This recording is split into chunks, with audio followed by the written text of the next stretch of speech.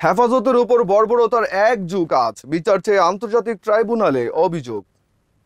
আজ থেকে এক যুগ আগে 2013 সালের 5ই মে মতিঝিলের শাপলা চত্বরে জড়ো হয়েছিলেন অরাজনৈতিক সংগঠন হেফাজতে ইসলামের লাখো নেতাকর্মী।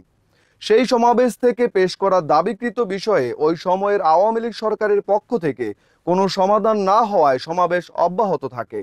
সেদিন 5ই মে দিন গড়িয়ে রাত হলে তৎকালীন ডিএমপি কমিশনার বেনজির আহমেদের নেতৃত্বে অপারেশন ফ্লাশ আউট নাম দিয়ে এক ভয়াবহ অভিযানে মতিঝিল শাপলা চত্বর এলাকায় বিভীষিকাময় হয়ে ওঠে। শান্তিপূর্ণ অবস্থান পণ্ড করতে চালানো হয় অপারেশন ফ্লাশ আউট।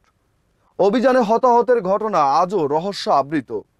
মানবাধিকার সংগঠন অধিকারের রিপোর্ট অনুযায়ী শাপলা চত্বরে অপারেশন ফ্লাশ আউট নাম দিয়ে ভয়াবহ ক্র্যাকডাউনে আইন শৃঙ্খলা বাহিনীর হামলায় হেফাজতে ইসলামের 61 জন নিহত হন।